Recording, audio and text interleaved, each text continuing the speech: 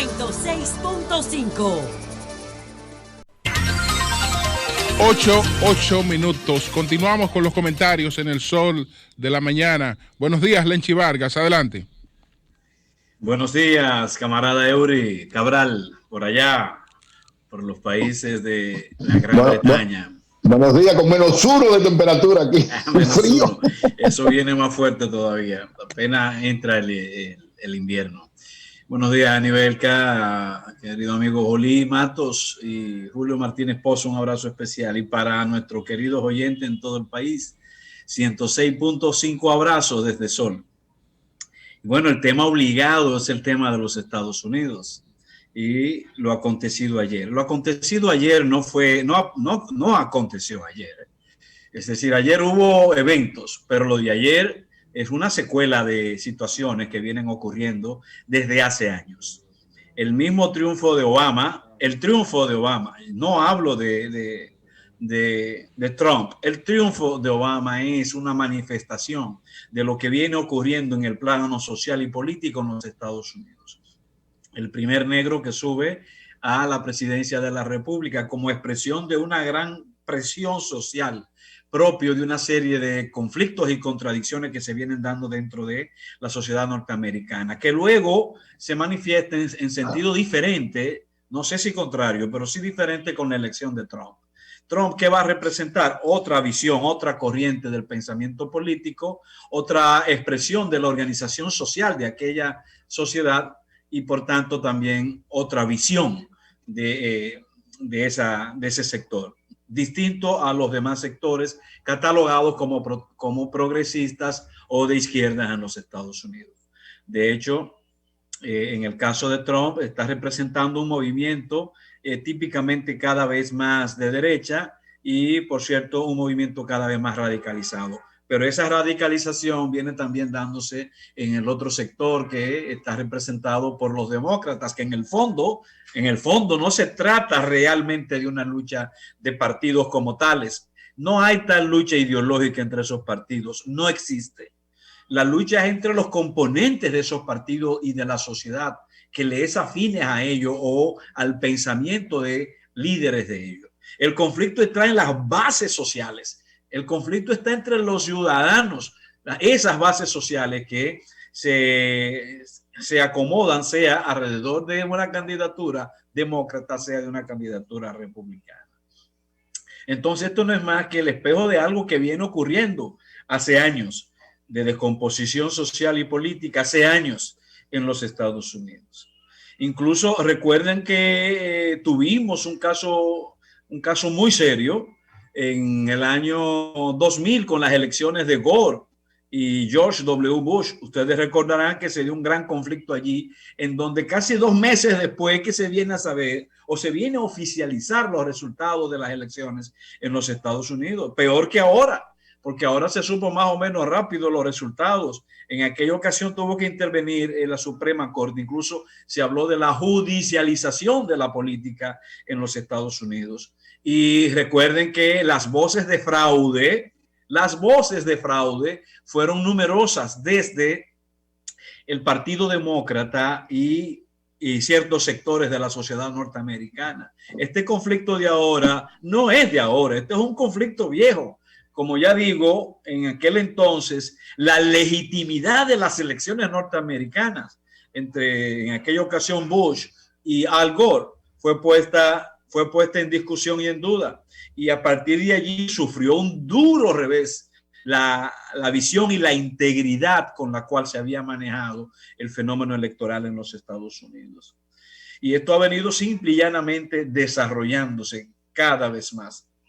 No es casual que tengamos a un octogenario aspirando a la presidencia de los Estados Unidos con un discurso más radical, un discurso más socialista o un discurso socialista, con el apoyo de justamente la fracción más joven de la sociedad norteamericana progresista. Todo ello forma parte de ese engranaje de conflictos, de contradicciones del cual hablamos anteriormente. Incluso permítanme hacer una correlación que a veces no son las más aconsejables, pero la historia es la historia. Ayer, viendo los acontecimientos del Capitolio, me vino a la cabeza la imagen de lo que pasó en la Unión Soviética en el año 91. ¿Recuerdan ustedes cuando se dio aquel golpe de Estado o intento de golpe de Estado en la Unión Soviética en el 91? Ya entonces siendo presidente de Rusia, Boris Yeltsin, pero con la existencia de la Unión de Repúblicas Socialistas Soviéticas todavía, cuyo presidente era Gorbachev. Me vino a la cabeza porque entonces en aquel momento en Rusia o en Moscú, la sociedad se volcó a la calle a defender o más bien a contrarrestar el golpe que estaba en desarrollo, dirigido por sectores burocráticos del Partido Comunista, dirigido por sectores militares y por la KGB. Fracasó, y fracasó por la presión social, la presión de la sociedad, la presión política y del mismo Yeltsin, que entonces estaba recién electo presidente de la República Federativa de Rusia. Traigo esto a colación porque posteriormente esa sociedad se transformó radicalmente. Desapareció la Unión Soviética y vinieron una serie de acontecimientos que todos vimos. No son fenómenos iguales ni comparables, pero estamos hablando de una sociedad que era altamente controlada y altamente organizada, pero llena de conflictos, llena de contradicciones, que a tal punto que terminaron desapareciendo la Unión Soviética. Entonces, lo que vemos en los Estados Unidos no es comparable, reitero, pero nos habla de que allí hay un proceso de descomposición, un proceso de confrontación que no sabemos en qué habrá de terminar. Y no sabemos de qué manera habrá de terminar porque ya, como se ha dicho, aquí se está discutiendo modelos de sociedad, aspiraciones, metas de grupos sociales frente al gobierno y frente al Estado. Y eso se ha ido consolidando a tal grado que ya hoy tenemos a un presidente norteamericano con un nivel de liderazgo indiscutible, como es el caso de Trump, que no va a desaparecer. Olvídese, Trump va a ser una figura estelar, protagónica en los próximos años de los Estados Unidos, de la vida social y política de los Estados Unidos. Y lo será. Y eso, como decía Martínez Pozo anteriormente, también trae a colación cuál serán los niveles de gobernabilidad que vamos a observar en aquella sociedad con los cuales se va a manejar el nuevo gobierno de Biden. Porque no estamos hablando de una cosa simple. Allí hemos visto con lo de ayer, pero lo hemos visto también con el caso de los asesinatos de ciudadanos negros en los Estados Unidos, los niveles de agresividad y de violencia. Los niveles de agresividad y de violencia, incluso en los acontecimientos de los meses anteriores a las elecciones de los Estados Unidos, observábamos a individuos en la calle manifestándose con metralletas de alto calibre, manifestándose públicamente. Incluso fueron fenómenos más violentos que los de ayer, solo que ayer se atacó a símbolos centrales de la democracia y del ordenamiento legal norteamericano. Pero lo que vimos anteriormente fue bastante tétrico, terrible. Incluso el mismo Bush incitando a la violencia de su propia gente contra los manifestantes que apoyaban o que más bien demandaban una nueva actitud, una nueva política, una nueva práctica de la policía. Lo que viene no lo sabemos, pero sí sabemos que esa será una sociedad convulsa. Eso no lo detiene nadie porque la herida se ha agudizado. Hay una herida política en esa sociedad que, como dije, no viene de ahora. Y esa herida lo que ha hecho es agudizar más también la división. Estamos hablando de una sociedad dividida en dos en términos políticos. No casualmente estas elecciones fueron las más votadas históricamente. No casualmente. Eso no es simple y llanamente participación de gente por interés electoral. No, eso es la obra del conflicto político polarizado.